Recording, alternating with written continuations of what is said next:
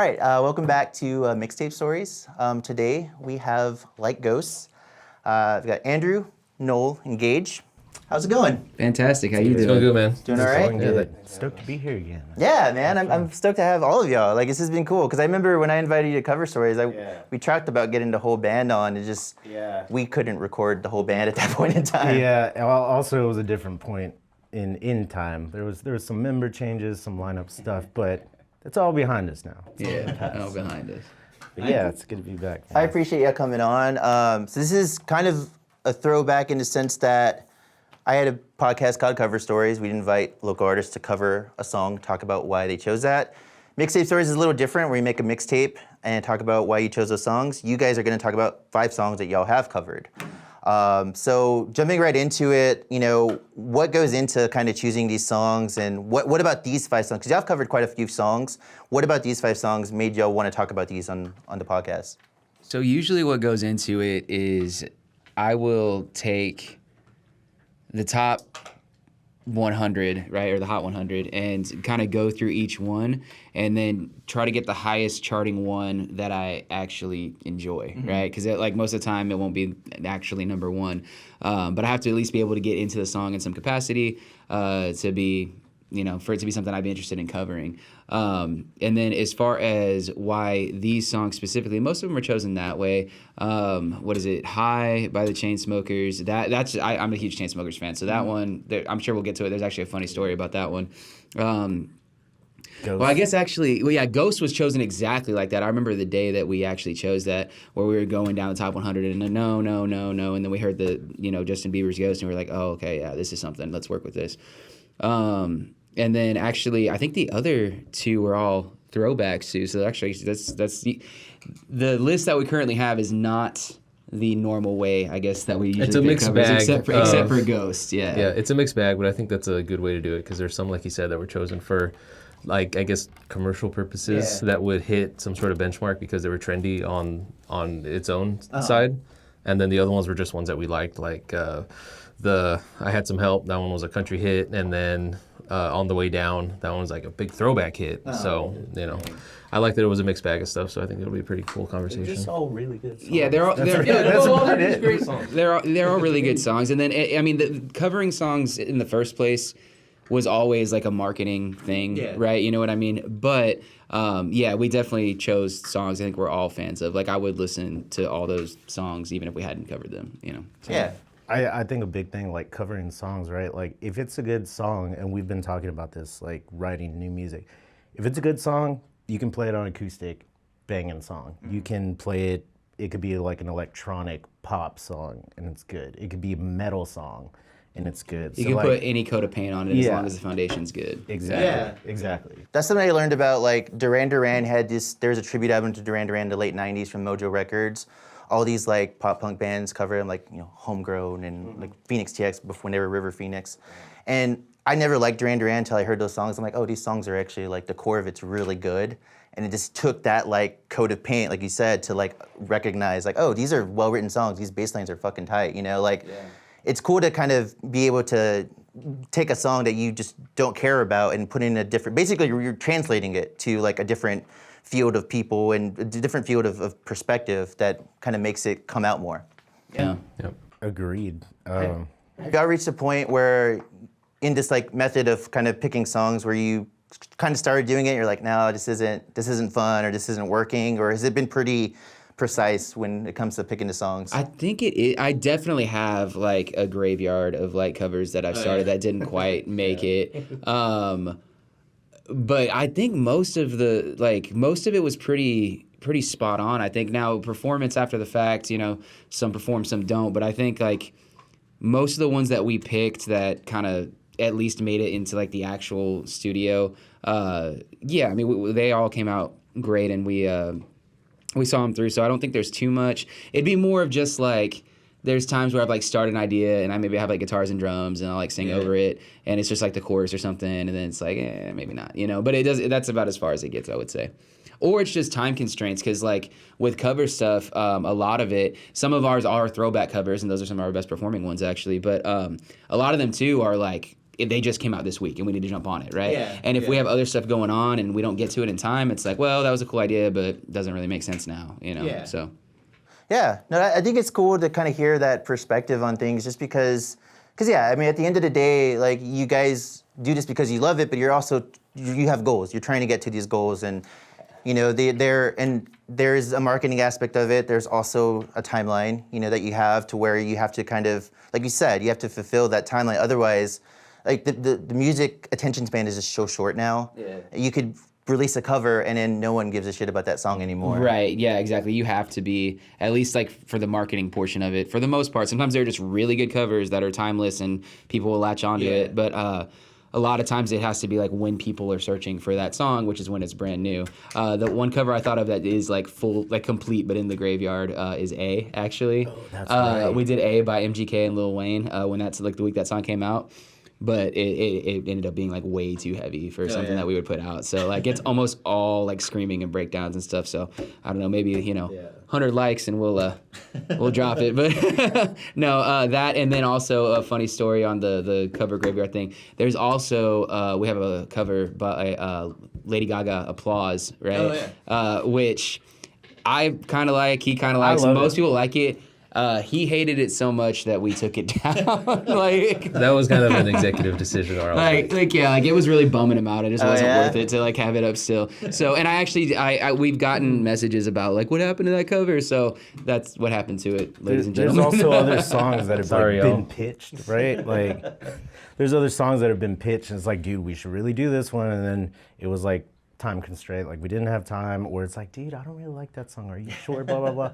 Like, I remember when Adele released Hello, and like the second it came out, and I was like, this is gonna be something. She hasn't released anything. He was on. I will say, I was like, that bro, was, we gotta do this. He was on that one. I don't even like do the music producer thing, record in my bedroom. I figured something out on my phone. I was like, look, we could do it like this. I sent it to them. They're like, no, because biggest song of the year. That was a missed opportunity for sure. Because I do remember he was pushing Hello by Adele like really hard. And we just never got around to it. Well, I mean, enough time has passed where that's classic now, so you could come back to it if you wanted to. Yeah, now it's a throwback. The cover and niche, you know, like obviously we're an original band, but it's a way to break through. There is a lot of competition with the covers as well. There's bands like Our Last Night that almost made a career out of it. You know what I mean? And I mean, Our Last Night was the main inspiration for doing covers in general, not necessarily their sound, but like their marketing strategy, right?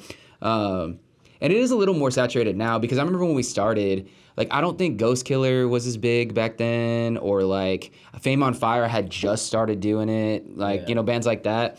But I don't think there was like Our Last Night was the big one, definitely, that did it before us. But I think when we started doing that, there wasn't as many. And now, I mean, we haven't put out a cover in a while, I don't think, but there's a lot more people doing it. Yeah, so. Yeah, it's been a year. Is it? I know we talked about like you're going through these charts. Is it specifically that you want to do something very different from your sound to turn it into your sound, or would y'all ever do like metalcore covers or like even like emo, third wave emo kind of stuff? Is that something that's y'all want to do, or is it less fun because you kind of already have that inspiration? Yeah, more or less. It's not like I would love to cover like bands from the scene just because I like the song so much, right? But like it's not really transformative in that sense. You might have, maybe you play the drums differently here, you play the guitar differently here, or like in our case maybe we add some like electronics to it or something. But like it's kind of just like, I think he put it best, because I really loved, still do, like We'll Die on This Hill. I loved Tickets to My Downfall by MGK, like his first pop punk record. And I really wanted to do songs off that one. But he talked me out of it because he's like, bro, it's literally just guitars and drums with like a different singer. Like it doesn't sound any different, right? So like, why would we do that? Which I think kind of makes sense, right? Because then all you really have is like a watered down version of what like it already kind of was, Yeah. I don't think if we covered like, a Pierce the Veil song or something, like, is anybody really going to listen to that? Rather than just listening to Pierce the Veil, like it doesn't. I don't think it is anything special or anything marketable. At least for our band, not to say other bands can't pull it off, but for us, I think it's like, oh, cool, like we took this, Justin Bieber song and made it, we did like the Punk Goes Pop thing. So if anything, I'd want to do it the other way around now. Like we take like a rock song, but like make it pop and like just use like synths and like EDM type. Yeah, type I stuff, think but- I think the short answer is like it needs to be transformative in some way, right? It can't just be like a one-to-one. Yeah. So yeah. Yeah, because then you get into like the arrangement. And there's ways to do it, obviously, but at the same time, that sounds like work. And I don't mean that I didn't like it, like that you guys don't work, because obviously I work. But like it's more like maybe it loses the fun of trying to change it so much from that. Especially like, I mean, you have a lot of success with like, there's a band called oh God, what's her name? Citizen Cope, I think. She covered Dookie, but she did it like very like dried down, just acoustic. And Like that's cool though. Yeah, it's transformative. Yeah, and that's the thing. Like that's probably not as fun because like it's just a guitar. You know what I mean? It's not as fun from a production level. Yeah. So kind of jumping into your playlist, you guys kind of mentioned the songs, but the first song that we have on the list is "High" by Chainsmokers. It's the first single off their album "So Far So Good." Came out 2022. It was their first new music since 2019's "World War Joy." This is like their post-COVID record. They had kind of delayed a bunch of stuff because of COVID. So in a way, I was just reading about or watching interviews with them. They talked about how this song was, in a way, I mean, it's a pretty standard like bitter love song. And, you know, you only love me when you're high.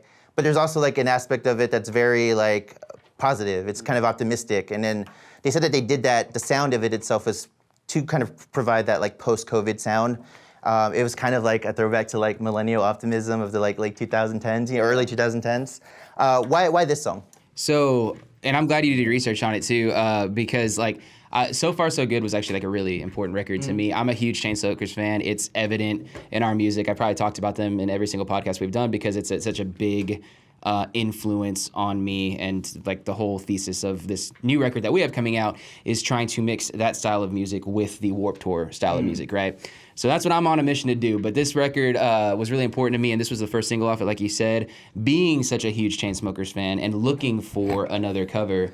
What? No, you're about to talk about the Oh, I'm leak, going right? off. Yeah, Like, I I'm going off, know. dude. I'm just enjoying it. Yeah, so being such a huge Chainsmokers fan, and then also looking, we needed another cover at the time just to feed the YouTube channel or whatever it was, right? And I'm like, okay, well, what like pop artists do I like? They were the first ones to come to mind. So I was like, do you have anything new coming out? And I found a leak for High, right? And it actually Drew from the Chainsmokers like sings High, the final version. The version that I found that was like unreleased, the Kid Leroy actually sang on it. And so I found that, and it was like a shitty like phone recording of like the song like playing through like a monitor in a studio or something like that, right? And we had to like me and our producer Corey had to really sit there and like listen. Okay, I think it's doing this, I think it's doing that. And there's a line in there where he's talking about like scripts, like prescriptions. But he said scripts was the word he used, and we couldn't figure it out. We thought it said truth, I think is the word that's in our cover. And so I kind of mumbled through the words just to get the melodic content correct. And like me and Corey were still just like, okay, like kind of mumble so nobody can really hear what you're saying, but like kind of make it sound like that. And so it was so fun. And I think there's a whole different second verse, right? Yeah, the second verse is entirely different than the leaked version. So, yeah, that song was really Frankenstein together because I found a leak and I was like, we're going to be the first ones to cover it, and we were. You want to tell us that story? Well, the marketing behind it, right? We were like, let's record it, shoot a music video for it, like a live performance, right? And the idea was that we were gonna put it out at the exact same time that the song dropped. We did, and we did. And we watched.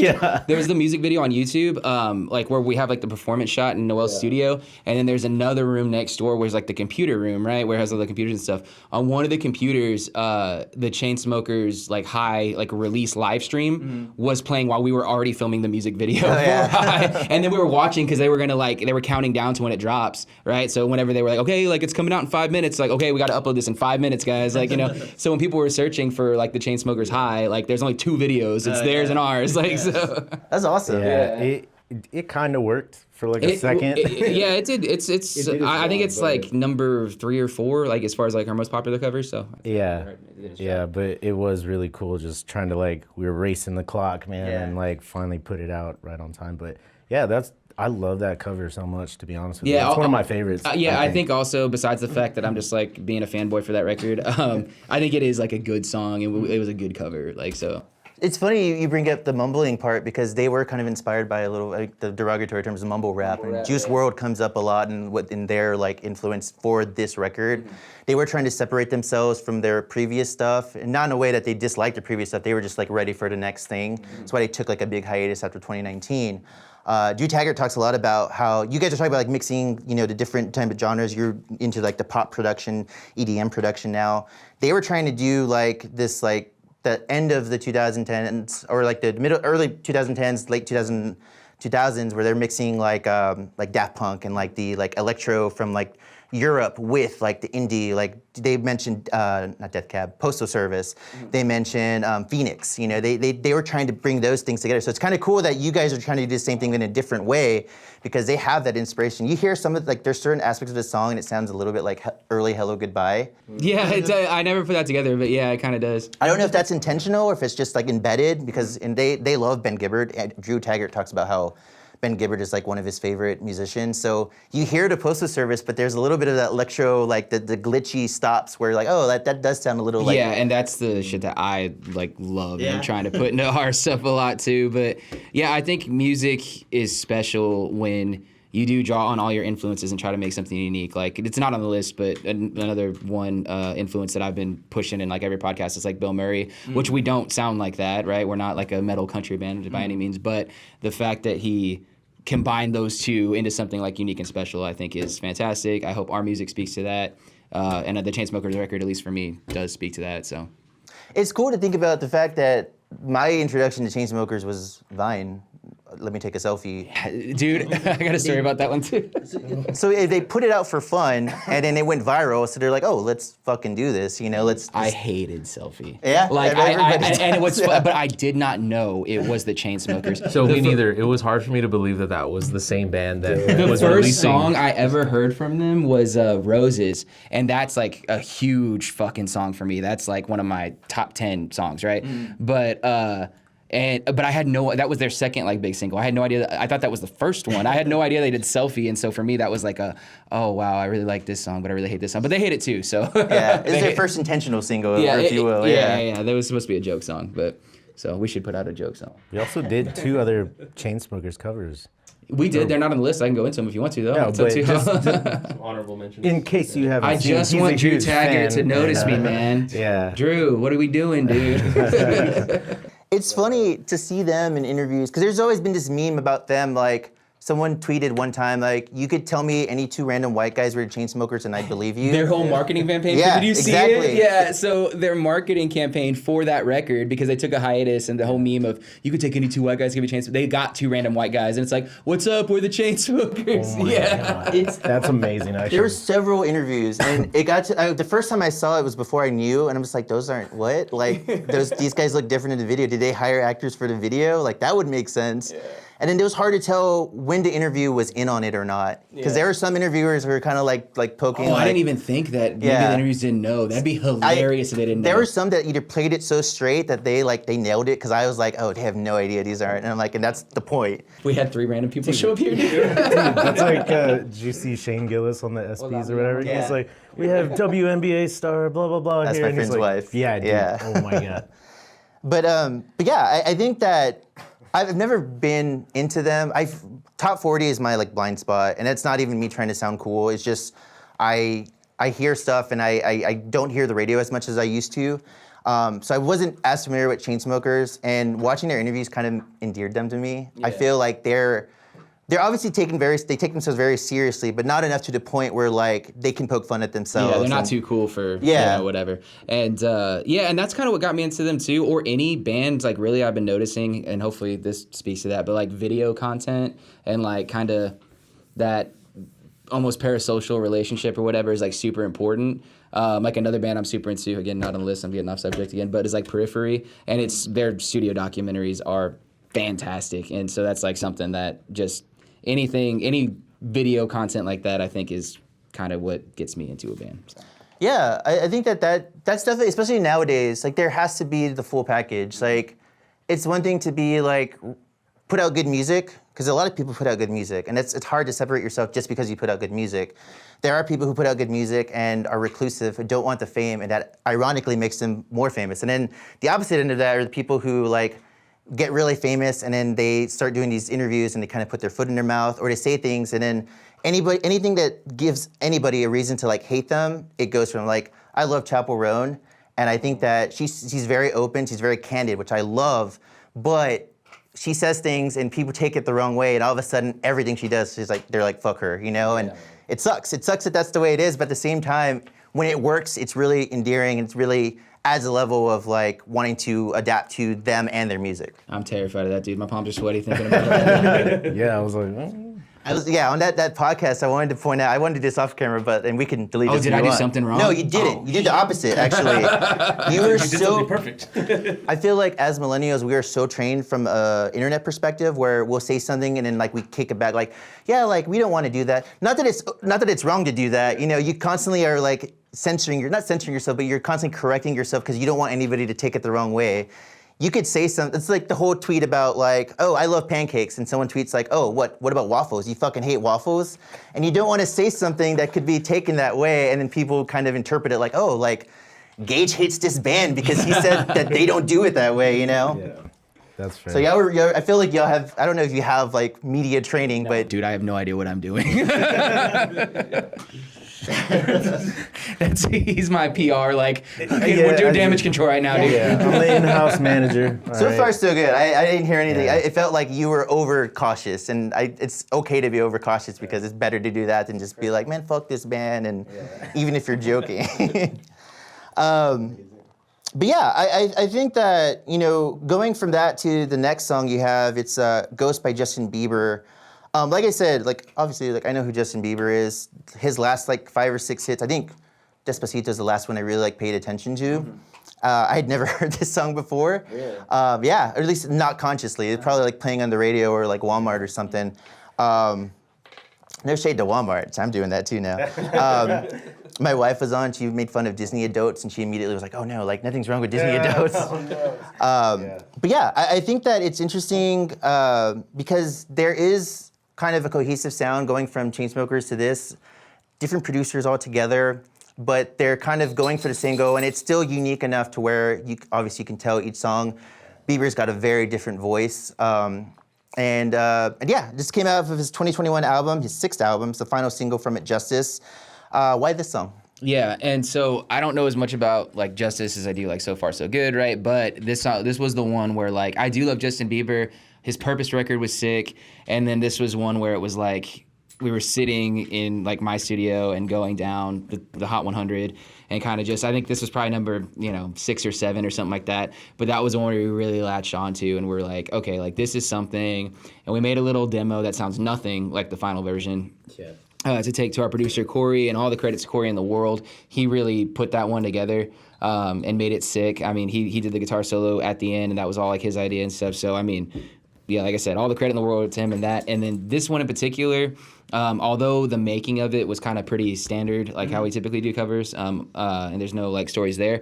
After the release, this is like the biggest cover we have. Oh, yeah. And I've gotten like approached in like gas stations and stuff, and like stores are like, oh yeah, Ghost, right? And like, dude, and like they're not talking about like Ghost the band, they're talking about Ghost the song, but they recognize me from that. Yeah. And so I get all the compliments on that. I had there was like a couple things where like I have my friend John Finnegan, shout out to him, where he heard the song in a like grocery store, and he thought that it was like my band playing, like, and then he realized like, oh, what? And then my stepdaughter, Alice, she talked about one time where she finally heard the Justin Bieber song, and not like the Like Ghost version, right? And she said, she was saying that Justin Bieber covered my song. So that was pretty funny.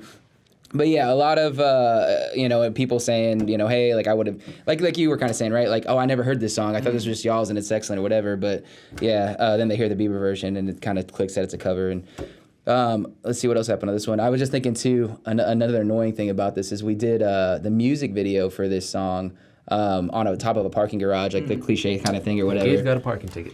Should not have, dude. We went up there in my car, like parked the car, didn't even close the door, opened the door, and like got on top of the parking garage, like got the take, because it's all a one-take music video. So we're talking like 3.5 minutes, and then like didn't even close the car door, get back in the car, and then like leave, right? And I don't even think we were in a parking spot. Like it was literally just like a run and gun type thing. It was like 15 minutes tops, but And I mean, I got a if parking anybody ticket lives in for San that, Antonio, you know the struggle that anywhere is a minefield per se in downtown for a parking spot. Well, so I don't we wanna- thought just so happened. I don't want to incriminate myself, dude, but I'm just saying they can't put in collections if it's less than $100, which this was. And I'm not saying I paid it. I'm not saying I didn't. I'm just saying, you know, for the viewers watching, if it's at least in San Antonio, if it's less than $100, they can't collect on it. Just saying. Do with that information what you will. Even legal advice. I'm not. This is no legal advice. I'm just stating facts. I'm not saying it's good advice, bad advice. No. After filming that, I think this was the first song that we actually like pushed on TikTok, right? It was one of Or them. you put like the clips. So yeah, but go ahead. I think I know what you're gonna say. I'm pretty sure that's what kind of like helped drive that song. That's where we kind of saw the power of TikTok. Because I know the video you're talking about, but I think that I started pushing this one because it was doing well. Like, oh, people like this one. Let me throw like fire on it, right? Is what I think happened. But I could be wrong. I don't know. Either way, it's like I said, it's the biggest cover we have. So It's interesting that like, I mean, this is essentially a sad song. It's in D major, which I didn't realize that until I was like looking up the details. And it's written about John Bellion, the co-writer, wrote it about his grandmother, his who passed. And I was watching an interview with him. Very interesting guy. Like he's got a lot of wealth of like knowledge and he's just a fun interview. They asked him, I think it was Zach Sang's podcast or love radio Zach show. Sang. Yeah, he's Yeah. great. Him and Zane Lowe are like unfuckwittable. But they were asking about like, okay, so like, did you write this song first and then you put the instrumentation? Or was it a situation where you kind of were just in there? And he's like, yeah, I went into the studio not intending to write a song about my dead grandmother. And I hear this chord and it just like broke, like all these like memories come to me and it reminded me of like doing this with my grandmother. It's funny, I hate that this is kind of the legacy of it now because so many people are like, oh, this is about Selena Gomez, isn't it? People think it's about like the ghost of a relationship. I thought it was very clearly about somebody dying. Now I didn't know that John Bellion co-wrote it. Also, kind of like cool, sick song, but like it's like that seems like a real personal song to like give to another artist. You know what I mean? So I mean, you know, but I don't know how it works in John Bellion's world. But in their collaboration, it kind of was relatable, and I think that was part of it too. Is like you talk about the specific to become universal. Everyone has had a family member that's passed, and I felt like, from his perspective, I don't know if he's got like his own recordings of things. I think he's just might be strictly stronger. I don't know much about him, but I think in the collaboration, I think sharing it with Bieber was on the same wavelength. So like, if anybody would sing this about his dead grandmother, it'd be Bieber. yeah, that's crazy. People thought it was about Selena Gomez, dude, because like it's very like. Just on first listen, like I knew it was like the metaphor. lyrics, like no, it's not. Like yeah, like very clearly, like this is not a metaphor. This is about like death and like missing a dead person, like you know. But, Yeah. Yeah, if you just Google Justin Bieber ghost, the first thing comes up about Selena Gomez. They just think everything's about Selena Gomez, Yeah. dude. Like, Yeah, it's pop culture, man. It's freaking. Yeah. Yeah, it's an interesting song, interesting video. He got Dan Keaton to play his grandmother, a and beautiful music video. Yeah. Yeah. it's kind of crazy. I was watching the music video, I'm like, oh shit, that's Dan Keaton. Like, they had met on like the show, like some show, I don't know if it was like Ellen or something, and he was a fan of hers, and he actually like reached out, and she was like, oh yeah, like yeah, let's do it, and it just kind of went from there. It really captures, and if watching that music video and you still think it's about Selena Gomez, like, I don't know what to tell you. That's a Yeah. metaphor. The grave. Yeah, dude. Better watch Justin out, Bieber. man. Beliebers are gonna come for you. Man. Purpose and Justice, those two records. I at least listen to all the singles and like watching music videos. Just beautiful music videos on all those. And I know Rory Kramer did a couple of those. I don't know if you know who that is, but he's a videographer in LA, and like just I love all of his work. So, but yeah. Anyway. Yeah, it's another, we talked about High being kind of this uplifting coming post-COVID. This is another song that was kind of, and that's why it's got this kind of uplifting tone, because he wanted to make it for like post-quarantine and to kind of uplift people to come from tragedy. Obviously, there's a lot of tragedy with COVID. So I think we talk a lot, I mentioned earlier, like the specific to the universal, and this was like the perfect timing for that. Like, I hate to say that the silver lining of COVID is that people can relate to this even more. Yeah. But I think it hit at just the right time. And yeah, I think that, I mean, that's part of why it was such a big hit. Not part of it, it's a good song, but only a good song can only do so much. No, you're right. I didn't even think about it like that. I like the little history. Yeah, I'm glad you know a lot about these songs, because on that one, now nobody's gonna out Chainsmokers me, but you probably know more about that song for your research than me on the Bieber one. But yeah, I mean, this is something that I kind of like to fill in the gaps. This podcast is about you guys' connection to this song, but sometimes adding some context. I've had people on and I'll talk about that and they're like, oh, like this is why I identified with the song. I didn't even realize that. You know, so it's fun to kind of mix that a little bit. I love the history lesson you just gave on that one, dude. That's sick. So it's fun to. Oh man, I messed up. So I was talking about Andrew Taggart liking Ben Gibbard. It was John Bellion who liked Ben Gibbard. Okay. So I'm gonna edit that and just move it around. Yeah, he was really inspired by Postal Service with a lot of these songs, and you hear that in the tone of the song itself too. It's a major key, but it's gloomy and like. Sorry, I didn't mean to cut you off, but like I that's my favorite is like major keys that like sound sad. Yeah. It's crazy too because I don't even think it's augmented. I think it's like D sharp major. No, yeah, it's super simple. Super simple D major, but yeah, it's it is, well, the whole thing about it, if you want to get all music theory about it, it starts on the 6th chord, which is in the D major scale is the minor chord of that scale, right? So it starts on a minor chord, but then when you get the whole picture of like the progression, it's in a major key, which makes it sound sadder than like starting on the 1 chord, if anybody knows what I'm talking about. But yeah, I think it's fun. Are y'all guys familiar with, what is his name? There's a guy, he has a podcast, it's called Dissect. I can't remember his name, but he dissects these songs and he talks about when the music is like, the theory behind it is like literal in that sense, because starting on that minor note and then going to the major that's trauma. Like you go through the minor, you go through the sadness, and then the major opens you up. Yeah, and that has to be my mind, dude. You're doing these things without realizing it. You know what I mean? And you hear the minor chord and it's tense, and then you hear that release. Dude, I know. Wow. That's the metaphor. That's the one metaphor people are missing, is that's the metaphor for overcoming grief. How much do we owe you for this therapy session? See, I was gonna say you need to teach like a college course about like music history or something. No, like that. I'm not even like a fraction of that. I'm learning a lot, dude. We'll be here next week. I just watch a lot of like Nardwuar and stuff like that. But yeah, there's in that Dissect podcast, he's talking about this Lauryn Hill song where it changes keys in the middle of it and I can't remember the key changes, but it's going from a minor to a major, and the song is about her choosing whether to have this baby or not.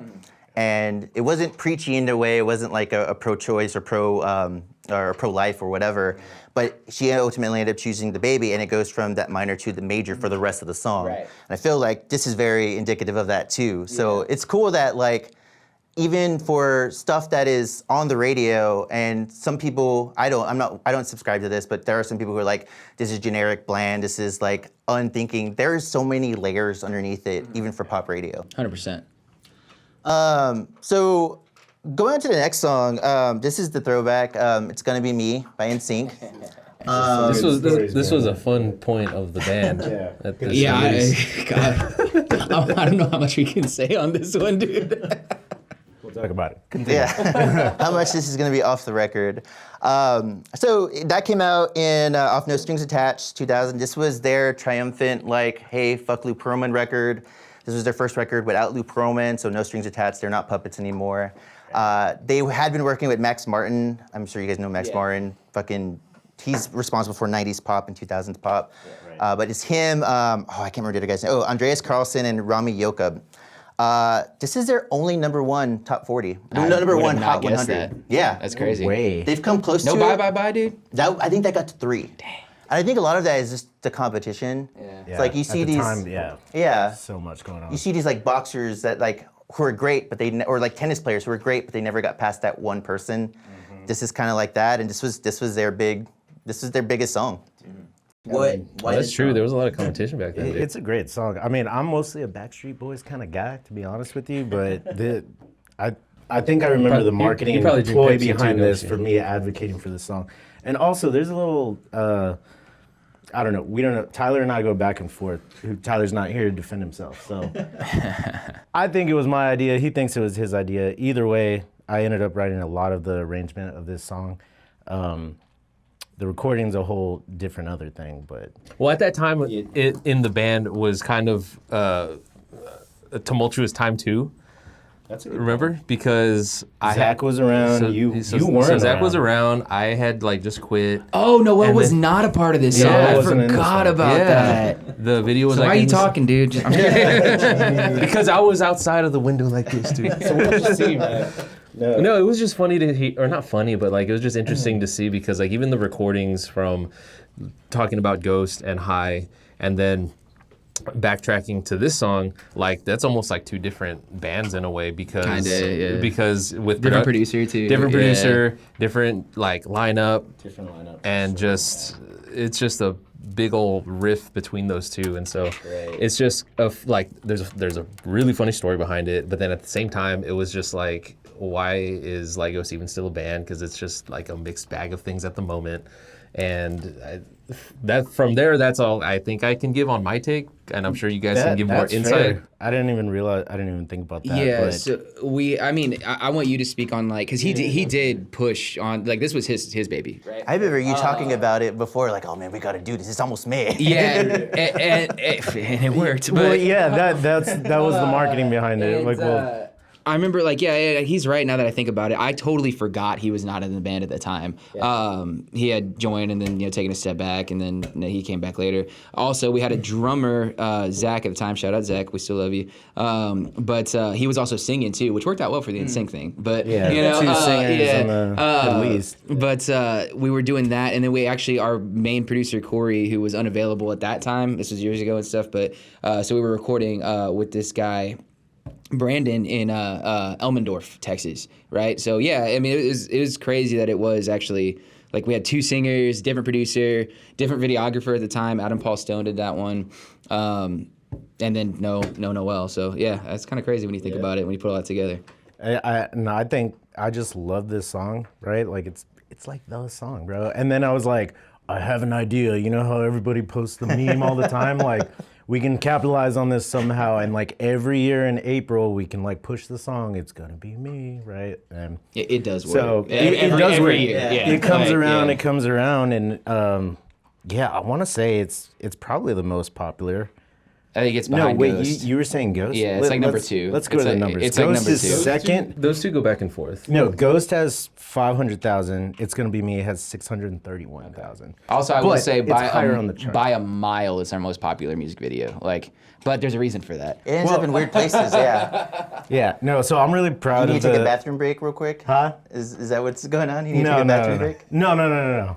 We're good. Are we gonna talk about that? We're gonna talk about. Wait, what? Do you know about it? Yeah. Oh, okay. So wait, how much I can did we? tell you about this. How much can we yeah. talk about well, that? You tell me if we I wasn't sure if you guys wanted to talk I mean, about that. I will give the whole story. You can give the PR story. I'll give the real story, or we can just. I don't know how you want to do No, it, but I don't. All of a sudden, there we were. we we're keeping an eye on our socials, right? We're looking around, and then just like on YouTube, all of a sudden the song is like blowing up, or we're just getting a lot of comments, and we're like, what's going on with this? Like, just almost out of nowhere. I want to say it was like Yeah, it was out of nowhere. It was like a Views, year it just later. exploded. That particular video just.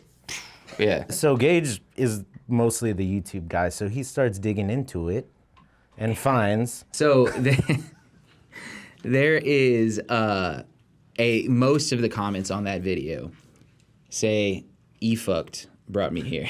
Like, who else is here because of E-fuck? I didn't even know what that was at the time. Like, I swear to God above, I had no idea what that was.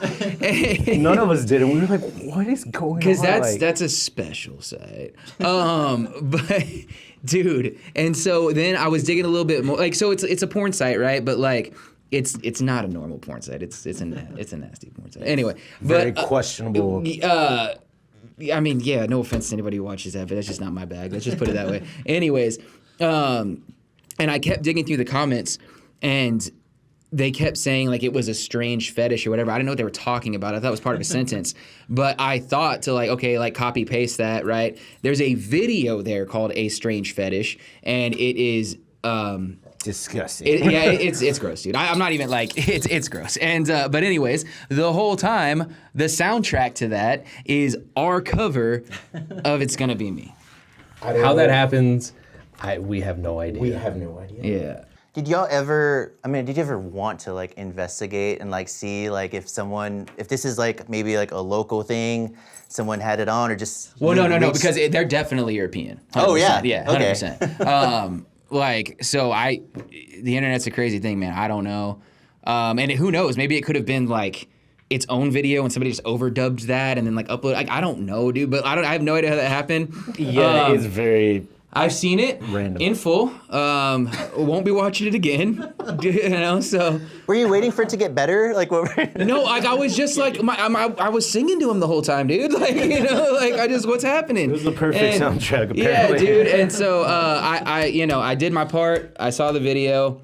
They got us a bunch of publicity. You know, and actually, you know, people. There are people on YouTube who went from that video to our video that might go to this video. So hi, how y'all doing? But Hey guys. anyways, yeah.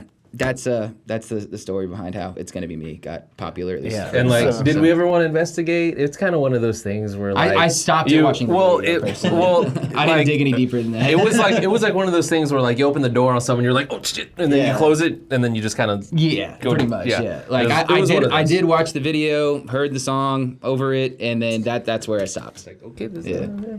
But aside from that, I'm really proud of the guitar arrangement on the song. the guitar is completely overshadowed by the. Yeah, totally. No, Sounds like a Yeah, Fall no. Out Boy song. Like "E Fuck" made my song viral. yeah, You know, so- like dude, Hey. probably.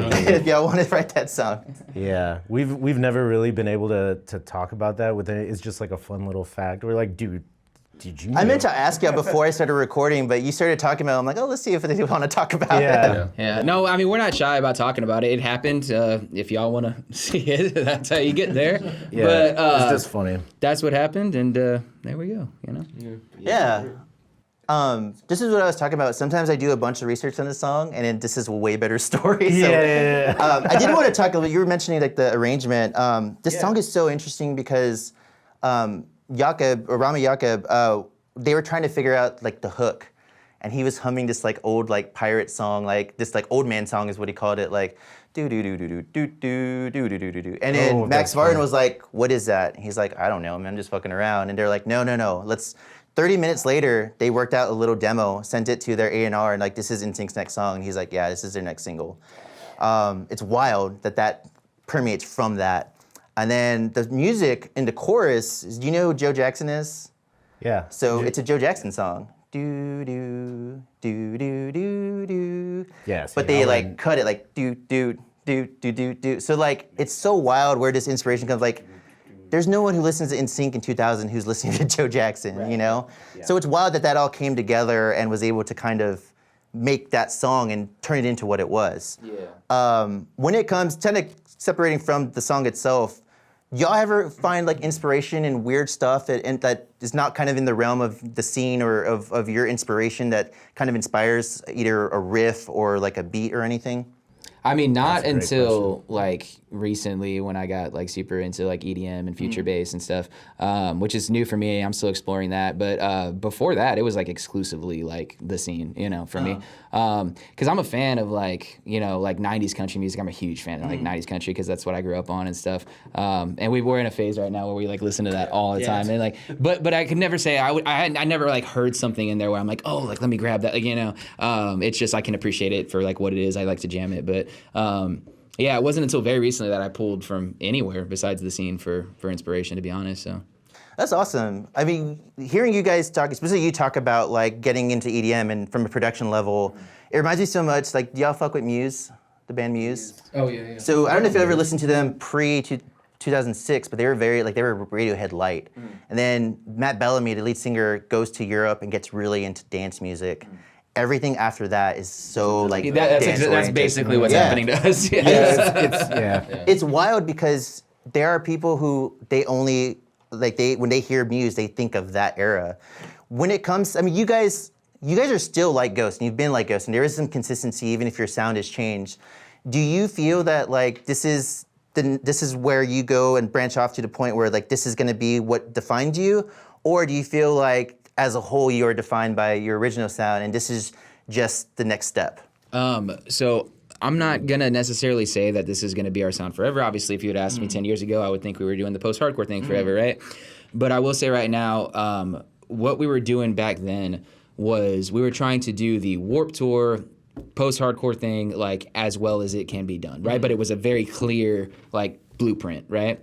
With this, I'm trying to mix and match things where it's into something hopefully that's unique, right? And I do want it to define us in the sense that I want it to outperform. Like you always want your newest stuff to be your biggest stuff, right?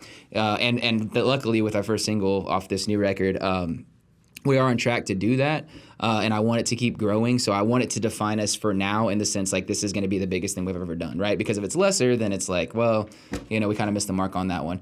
But then, I mean, in the future, like I once this cycle is done, I'm sure the next one that we do, I'm going to want that to be the biggest thing, and so on and so forth. So I think you're defined by like your biggest work, and you really can only know what that is like in hindsight, For sure. So. It's funny because I think a lot too, like. AFI, Sing to Sorrow, has a song that has these like drum and bass beats, and it's fucking sick.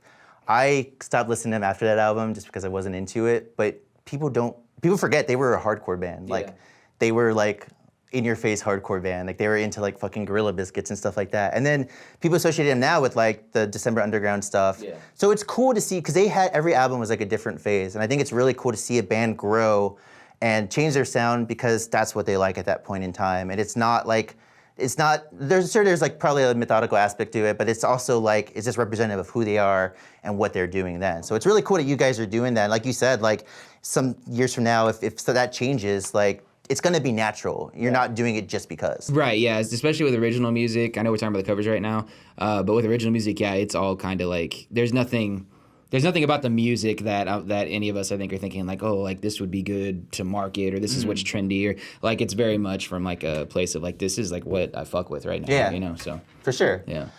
So going back to what you said about 90s country, the next song is Post Malone featuring Wallen. I didn't even mean for that to happen, dude. Let's go. I had some help. This is the lead single off Post Malone's 6th album, F1 Trillion, came out in 2024. They had an interesting push for this because... Speaking of changing your sound, by the way. Yeah, well, it's funny because it feels natural, too. Like, we were talking about like it being natural, and I mean, I like Post Malone as a person. I've never gotten into him musically, no matter what genre he was doing, but I didn't hate it either. Just feels natural, and it is very 90s country. It is, or is the term is like Walmart country. It's very, yeah, brother. It's like post Brooks and Dunn, not like outlaw country, which is ironic because he loves outlaw country. He loves, Johnny Cash and Willie and all them. But yeah, this is an interesting song because the way they released it, Morgan Wallen released a clip and deleted it immediately in December 2023, and it got some buzz. And then in March they put a teaser out that the single was coming out in May. It came out on May 10th, but on May 8th, they released it to a bunch of select country stations. So the only place you could hear it was on these radio stations. Oh, wow. So it was like a kind of you scratch my back, I scratch yours, whether it was intentional or not. So all these people are listening to the radio again, and then that got enough buzz to when it came out May 10th, it broke Garth Brooks' record for the most like I can't remember what it was, but they broke several of Garth Brooks' records with this song. Why this song? So this one was very much just like kind of like you. Like I'm not musically the biggest Post Malone fan. He does have some songs that I really like Fall Apart is a big one for me. But just as like a personality. Like I've always loved Post Malone. Plus he comes from like our scene and everything. I don't know if people know this, but he tried out for like Crown the Empire back in the day. Oh, really? And like didn't get it, and then he moved to LA and became a rapper, and everything else is history. But yeah, he was gonna be in Crown the Empire. He also had like apparently it was because of a broken string during his tryout. Broken string probably made him a lot more money than he would like. Yeah. So, but anyways, as far as this song is concerned, I just remember hearing it, I don't even know where. It was probably like, I get most of my music from like YouTube, like the music videos drop every week, right? And it's on my recommended. So that's probably where I heard it first. But I just love the song, right? Like I heard it, I was like, this is sick. It's his first country song, so there might be some marketability there, right? Yeah, and I just genuinely like the song. That's like the main reason behind picking it. Also, I thought it'd be cool because it's a duet, obviously, right? We got our producer Corey involved. He's the singer for Through Arteries, and so he does the Morgan Wallen part, and I do the Post Malone part, and we go back and forth. So it was just a good time. Yeah, and I think musically too that it kind of hits a specific like tone where there's a lot of rock influence in country now, in like mainstream country. It's kind of rides that line between rock and country, just defined by the vocal. And for a long time, I was like the biggest country fan. From like there was like a pocket of country music between like 2012 and 2015, where like anything that was on the radio like did not miss for me. It was like Cole Swindell and Jason Aldean and that kind of like mainstream pop country with rock. And so when this came out, I was still trying to understand like where Gage was picking his influences from, because there's like you go from Chainsmokers to Justin Bieber and now to Post Malone, and I'm like, dude, what are we doing here, dude? But it came out really well, and that was when the sessions were more of a, this is the cover, let's see it through. If there's any qualms or anything like that, then like we need to see the idea through, right? And for the better, because I wasn't seeing the vision. But then once it got tracked and all that, it was really cool, and that's one of my favorite covers that's on there. And like if you're gonna do like a timeline of like canon and like kind of old, I feel like I had some help kind of like starts the new like ghost-ish sound, just because I think that was the first album art that we implemented our new logo with. It is, yeah. So I kind of consider that like the start of an era. Yeah, like the chapter one of like what we're doing now. It's the last cover that this band has done, or like put out at least. Oh yeah, like, it's been a year. Yeah. Like I was looking at that the other day. I was like, damn. But yeah, I mean, because we're making a record, guys. And I actually wasn't a part of this cover. I think at any point in time over the last 10 years, one of us hasn't been in the band or something's going on. But you guys told me you were doing that. I was still kind of like managing in the background. No, Andrew he was at the window. Now I was in the glass, but yeah, I was actually really stoked. I was like, dude, y'all are gonna do that? It's gonna be cool. And it came out, and it came out really good. So proud of you guys. Thanks, man. It's really interesting just to see, because I was reading articles and a lot of different like pop country blogs were talking about when Post Malone talks about like wanting to do like a country album before any of this was recorded, like they thought he was gonna lean like Sturgill Simpson or like, Rustin Kelly type, he probably could still do that. It'd probably be great. But to go into this route, and Morgan Wallen is like, he's like Garth Brooks big now, maybe bigger than Garth Brooks was back then, at least in this like designated point in time. So it's interesting that they were able to do this, and it's a solid song in the sense of how it's written and how it's produced, but I love that there's just so much attention to detail in the release of it. Obviously there's a marketing aspect of it, but it was kind of a throwback, like they built up this anticipation. You kind of used to have that in the 90s when this type of, especially, I haven't listened to like pop country in forever, like since the 90s. So I don't know if it is that different, but it definitely felt that way. It felt like a throwback while still being very like contemporary. What do you think about him kind of going to this sound? Like I said, it is pretty natural for him. He grew up in Dallas area. So he has Texas in his soul and he has country in his soul. He just seems pretty diverse in the sense that you could tell his influences on his sleeve, because you can still hear some of the hip hop production in this song. And then with Morgan Wallen, he's got that what's his name from the Def Leppard producer, that very like bombastic type of like country music that sounds like an arena rock metal, hair metal show, in the background. So that just melded so well. This is like the song of 2024 summer, How do you feel about like them kind of shifting to, or him trying to shift to the sound and kind of like collaborating with Morgan Wallen in that sense? I love it. But I'm also like, I just like country music, and I'm not super big onto hip hop, so this is kind of more in my lane. But also, I love country music especially because I really just approach it like as a fan, because I haven't like touched that in like my bag of like influences or trying to like be anything in that world. So like when I hear like good country music, it's just something I can just enjoy as a fan, which I love, because I don't get to enjoy a lot of music as a fan, because like if I'm hearing anything from like the Warped Tour scene or even now like the EDM scene, it's very much like, okay, like gotta analyze that and everything.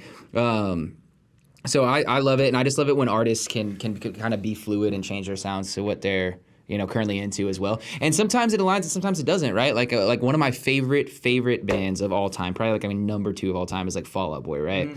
And obviously they've had a huge change in sound, which I don't really align with as much as I did back then as like a kid listening to like their pop punk stuff, right? But that's okay because they're making what they want to, and hopefully we kind of cross paths again someday as far as I'm a listener looking for something and they're an artist making something. But I'm sure they have a bunch of new fans, right, that don't even know about their pop punk stuff. Or like same thing with like Bring Me. I love Bring Me's like, poppier stuff, right? There's a lot of people like their heavier stuff from back in the day, and it's just kind of like I think artists are on their own journey and listeners are on their own journey, and then like they intersect at certain points, and you're not gonna stay together with that artist, so to speak, forever. Yeah. But hopefully you have like multiple crossings like throughout your musical journey. Yeah, and like for me, kind of 2 notes on that where it's for one.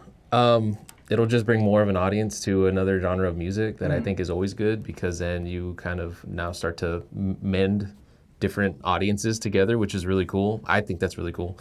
And then 2 is that like, if he likes it, if that's really who he is, then like, more power to him, and if he makes good music, that's great too. Because another person that did that totally did a 180 was MGK.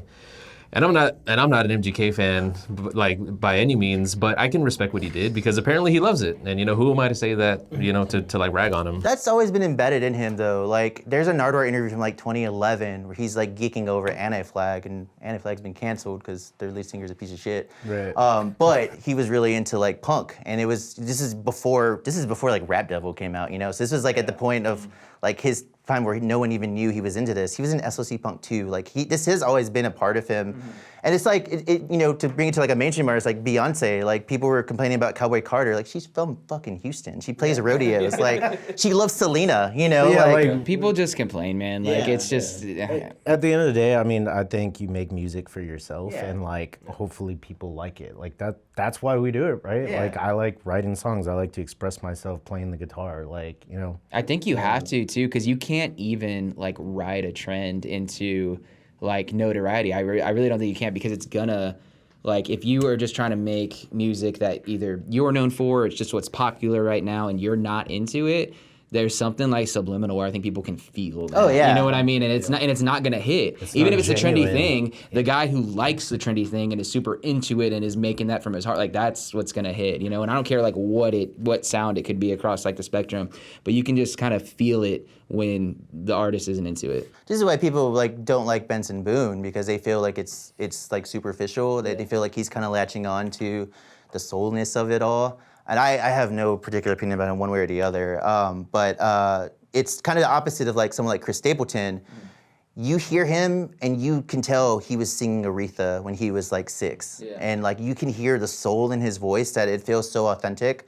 And maybe that's unfair to Benson Boone because he's newer, you don't know him as well. I didn't know people didn't like him. Oh man, TikTok is all over. Like, see, I'm not on TikTok, so that's probably what it is.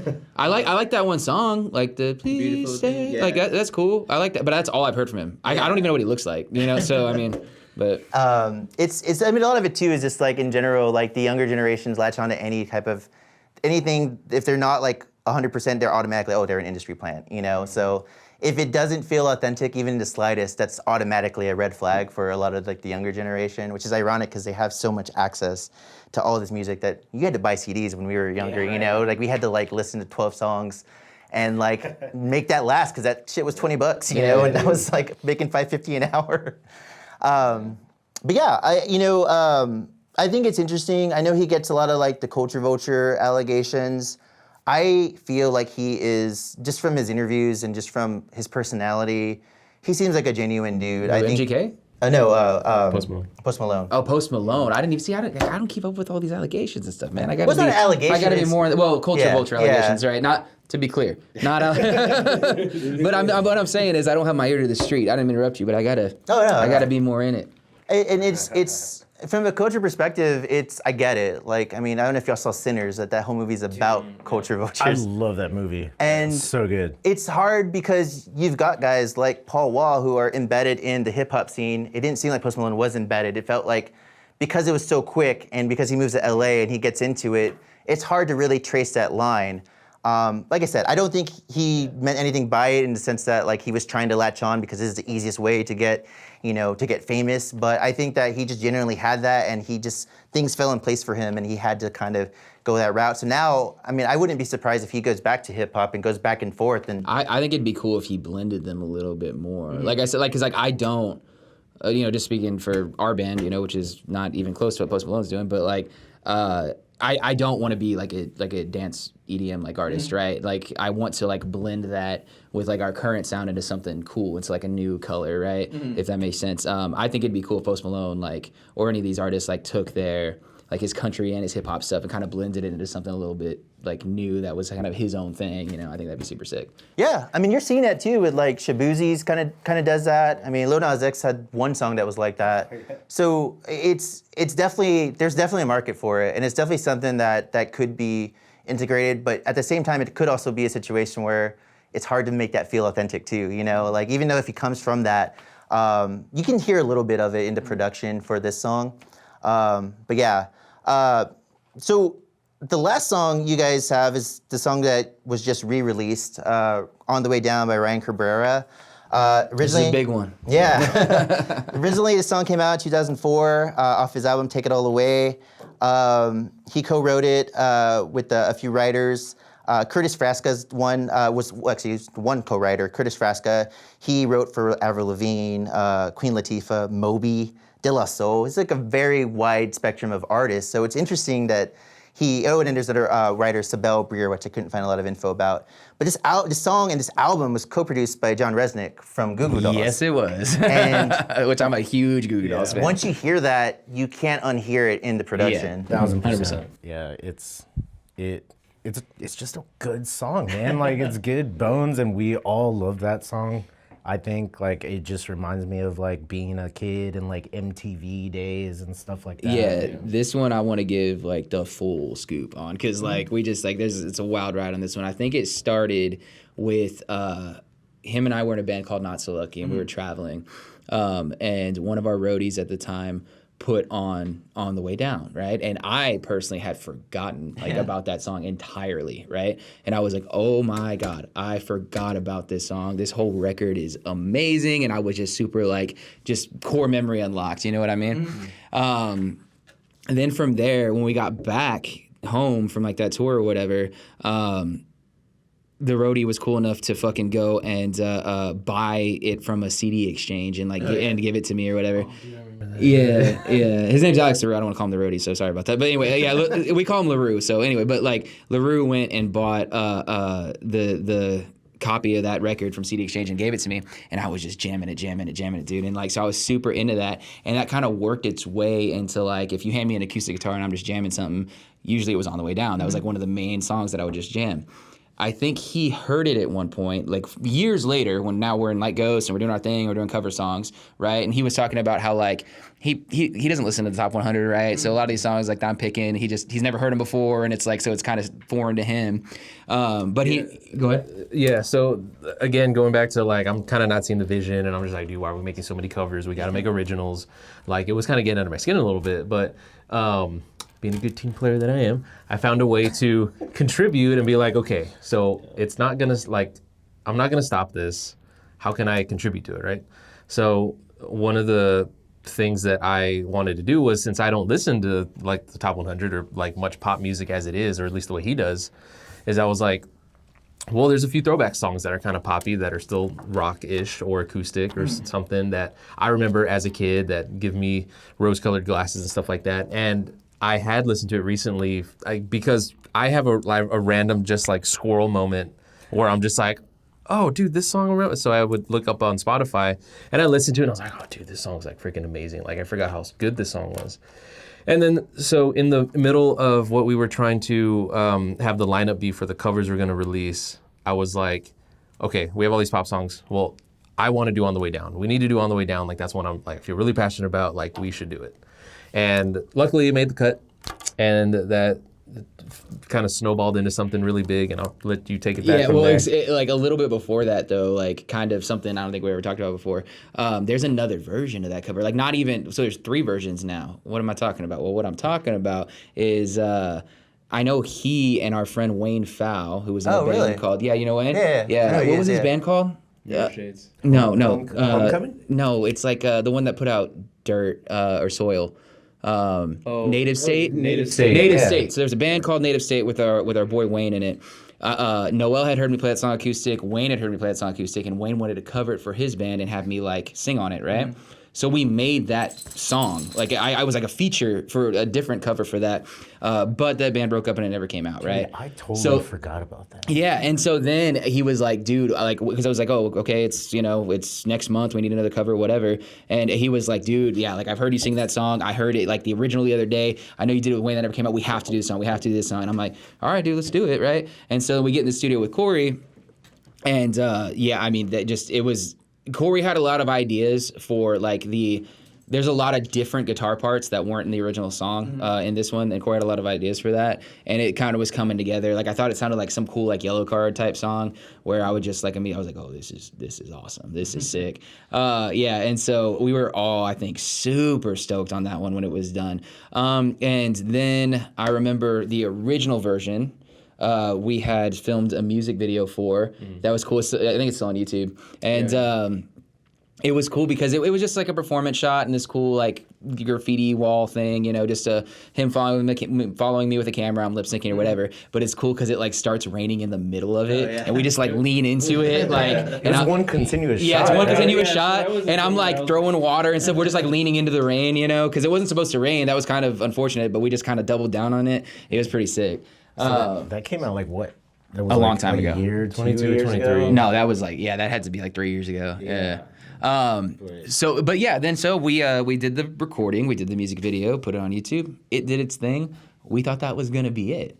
Then, if you want to take this section of what happened next, Putting my manager hat on, right? So I'm looking through emails, and all of a sudden I see this email, right, from Manic Cat Records, and I'm like, we get a bunch of like spam and stuff. So I'm looking through it, and I could probably find the email, but it's basically like, hey guys, like, Title of this email.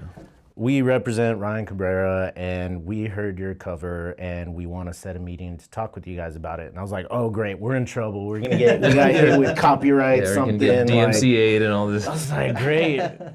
We end up setting a meeting. I tell the guys we all get on the phone or whatever. But essentially, at first they thought that Ryan Cabrera's voice was on the cover. Oh, really? That we kind of just did like a remix of it, added it in. But Gage, being heavily influenced from Ryan Cabrera, he kind of sounds like Ryan Cabrera sometimes, in my opinion. I get that a lot, but like I don't. And personally. spoiler alert, like if you hear the most recent cover, like it's really hard to tell which is Gage and which is Ryan Cabrera, bro. That's what I was like, gonna ask. 'Cause did they?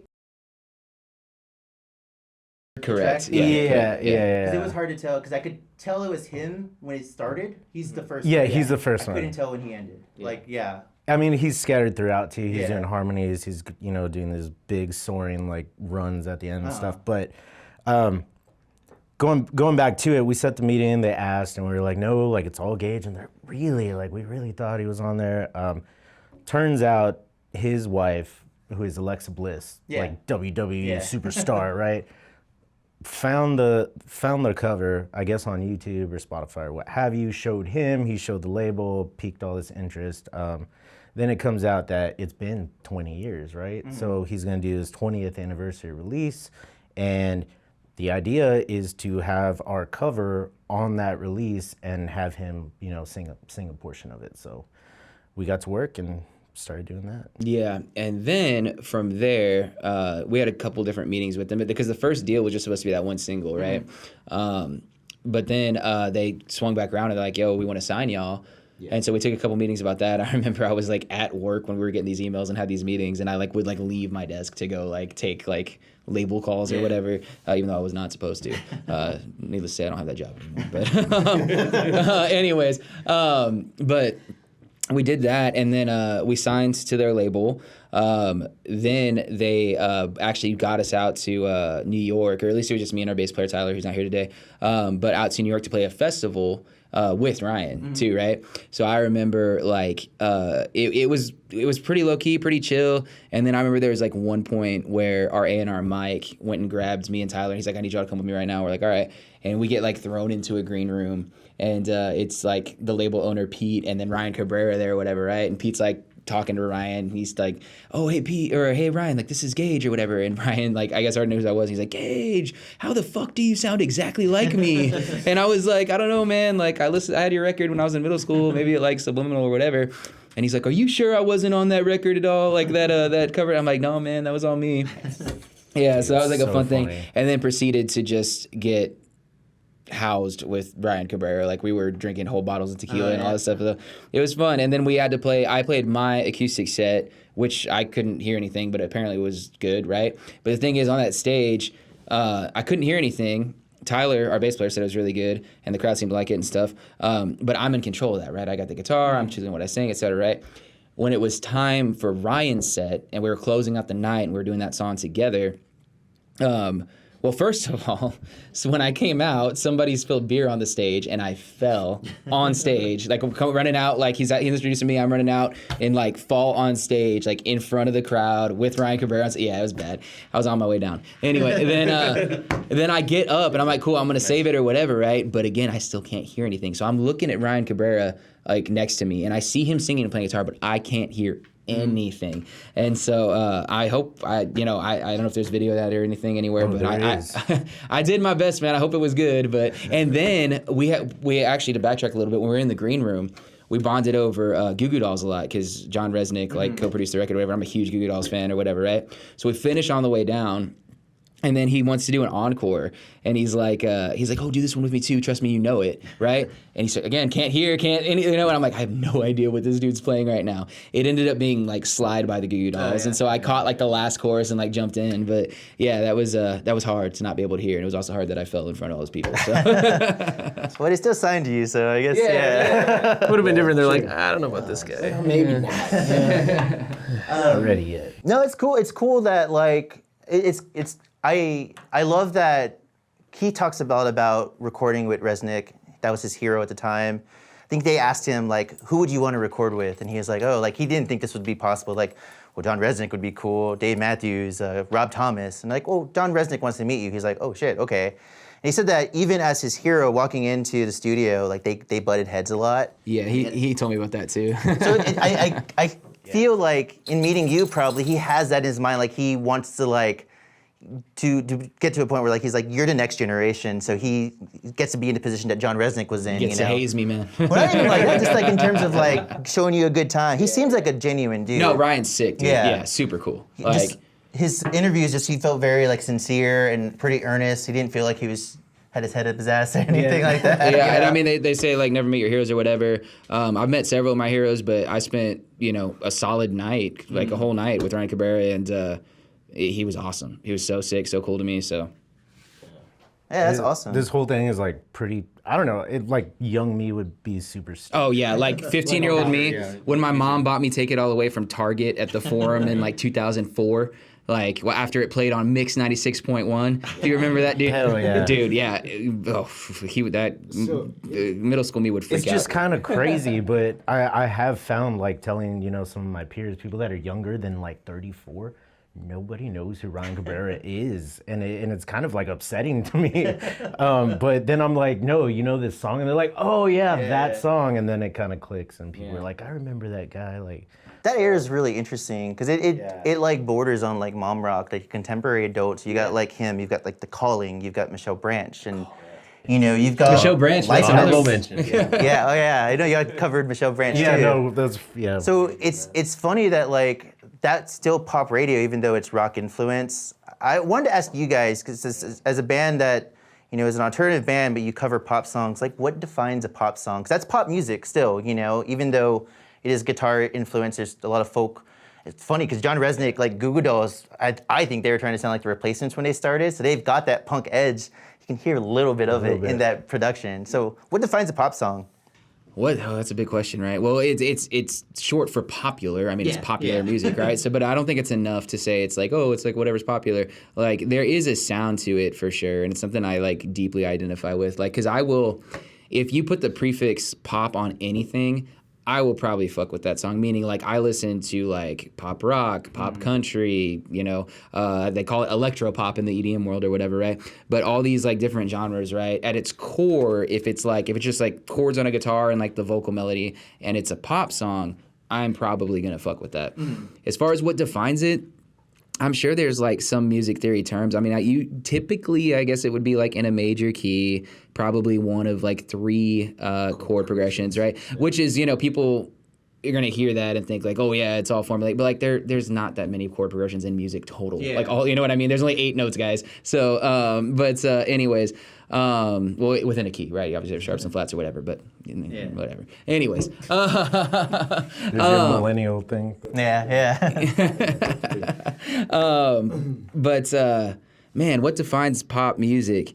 Because I guess the reason I ask is because Smells Like Teen Spirit is a pop song. Like, it is a pop song. Not just because it's popular, but because of the chord structure. Yeah, right. He was ripping on Boston, you know. More Than a Feeling is that chord progression. Or not the exact chord, like it's not the key, but he's basically making fun of. That's fair, yeah. Blur they did Song 2, which was making fun of rock music in America, and that follows the same kind of progression. They were making fun of Nirvana. So, like, it's funny just to think about, we hear pop music and we can identify it when we hear it, but we can't identify why. Yeah, because like there's even like, and it's definitely something musical and melodic, and maybe there's something deeper like the pattern recognition there. It's catchy, that type of thing. Because like I even remember if there was like Adults Contemporary, I think was like the label of these stations there used to be, where they would have like pop music, but they took out like all like kind of the teeny bopper bubblegum type stuff, right? But it was still pop music. Like they would play like the Fray and stuff, right? Yeah. Which is still pop music, right? Great like, anime core,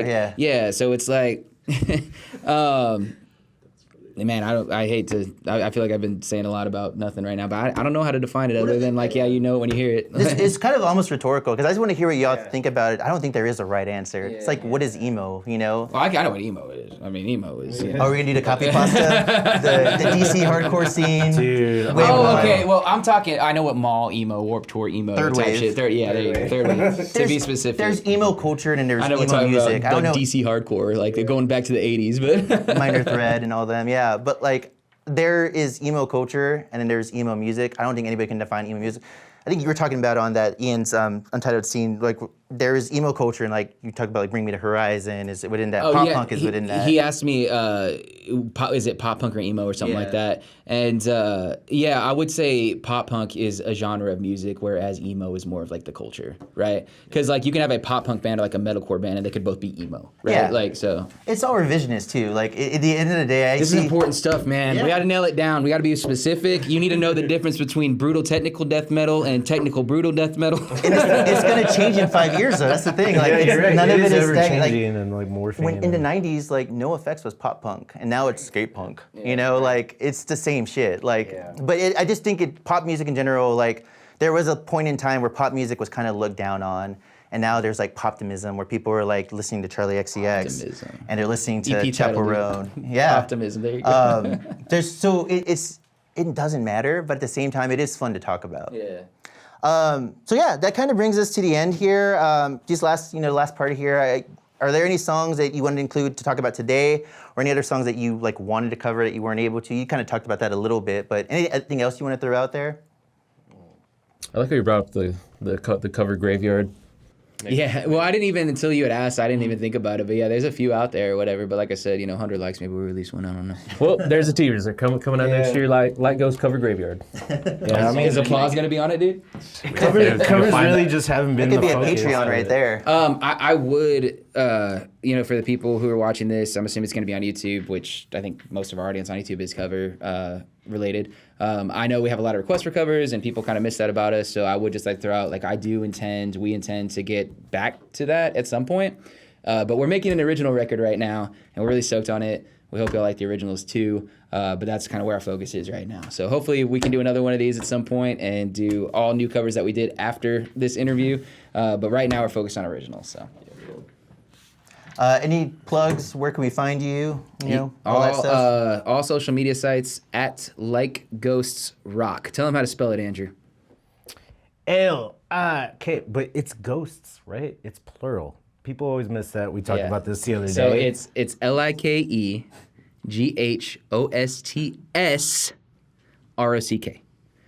It's not like ghost Or light ghost. or light ghost. or like Ghost. Or like- dude, we've heard them all.